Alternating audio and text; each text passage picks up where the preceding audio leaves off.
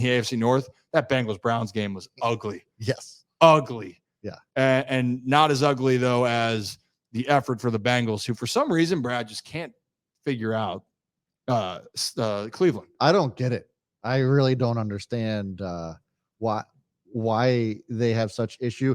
Maybe it's because it was all the shit talking that Jamar Chase gave the Browns, because it just always seems to be the guy who trash talks the most, just can't back it up. But I will say this: Joe Burrow had some ridiculous numbers for being the now highest paid player in the NFL in NFL's history. 14 for 31, 82 yards. Protected the ball, but just can't. That offensive line is still absolutely terrible, and that showed, especially even when it came to rushing. Joe Mixon, 56 yards on 13 carries, just really nothing to be excited about on the Bengals. And is this indicative of what we're going to see out of the Bengals this year? I don't think so. But if you are a Cincinnati fan, you got to be feeling a certain way after yesterday's performance. Yeah, I mean, hey, this is the overreaction, the manic Monday, whatever you want to call it. But so again, if you got a topic and thought, which Chiefs Kingdom we're going to talk about next, with everyone losing their minds or jumping up and down, I'm not worried about the Bengals as far as they're going to make a run and what's going to happen. But after that game, that was rough. I still can't get over the fact that T. Higgins had 8 targets and had zero catches. I know. I don't know. And there was some tremendous plays by this Cleveland defense. And it also got to a point that Cleveland's defense was just toying with Burrow. Yeah. Watch this Myles Garrett clip here. He's just messing with him at this point.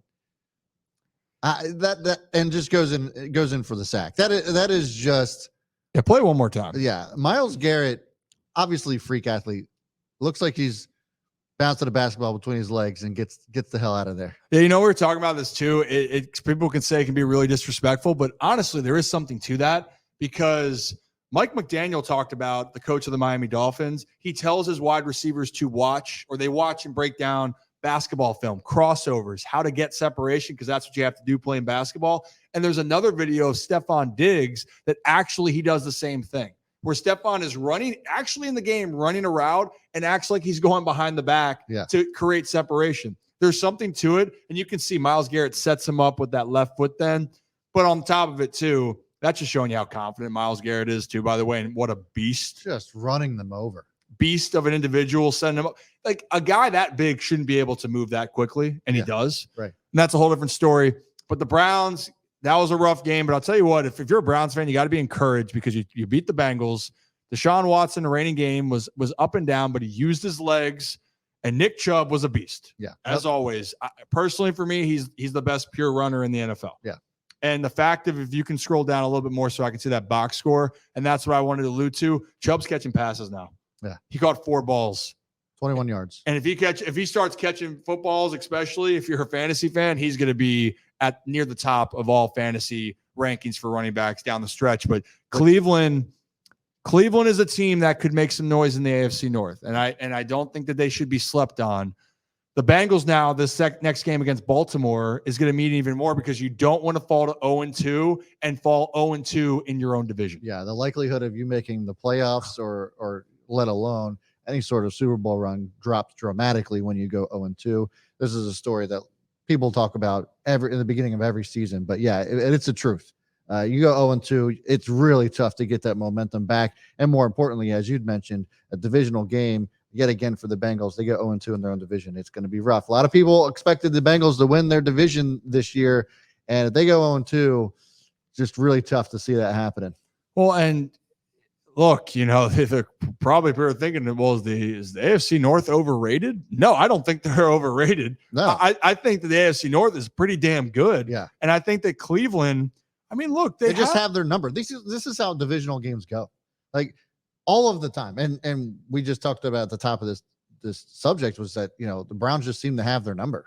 Yeah, and it's just here we go again. I mean, the Ravens always have the Browns number. That's how it always seems as well. So when it comes to the Steelers game, doesn't matter how good or bad the Ravens or the Steelers are doing that year. It always seems as if it's anybody's game.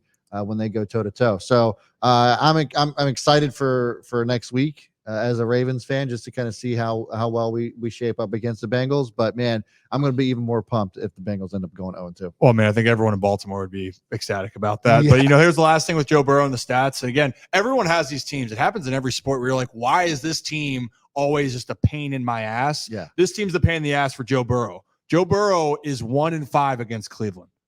1-5 versus the Cleveland Browns. That's so crazy. But also it's remarkable. It truly is remarkable. But again, that's sports. And the Browns, again, are a team that actually have the ability to make noise because their roster construction is really good. Yeah. They've had a lot of just distractions around, and it doesn't irrelevant whatever you think about Deshaun Watson. He's playing football. He's going to be a quarterback, whatever.